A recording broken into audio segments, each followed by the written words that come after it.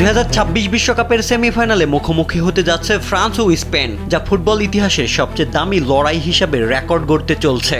এই দুই পরাশক্তির স্কোয়াডের মোট বাজার মূল্য প্রায় $3 বিলিয়ন, যা বাংলাদেশি মুদ্রায় 37,000 কোটি টাকারও বেশি। যদিও $1.78 বিলিয়ন দল নিয়ে ফ্রান্স টাকার অঙ্কে স্পেনের $1.43 বিলিয়ন চেয়ে এগিয়ে। তবে মাঠের লড়াইয়ে মূল আকর্ষণ দুই দলের বিশ্বসেরা তারকারা। বিশ্বকাপের সবচেয়ে দামি 5 ফুটবলারের 4 জনই খেলছেন এই ম্যাচে, যার মধ্যে $234 মিলিয়ন নিয়ে সবার শীর্ষে স্পেনের লামিন ইয়ামাল। জয়া স্যানিটারি ন্যাপকিনে 40 টাকা সাশ্রয়, এখন মাত্র 160 টাকা। এবং $210 মিলিয়ন নিয়ে ঠিক পরে আছেন ফ্রান্সের কিলিয়ান এমবাপ্পে। এছাড়াও $175 মিলিয়ন মূল্য নিয়ে এই তালিকায় আছেন ফ্রান্সের মাইকেল অলিসে ও স্পেনের পেদ্রি গঞ্জালেস। অর্থের এমন অবিশ্বাস্য জৌলুস মিলিয়ে ফুটবল প্রেমীরা সাক্ষী হতে যাচ্ছেন ইতিহাসের সবচেয়ে রোমাঞ্চকর এক সেমিফাইনালের।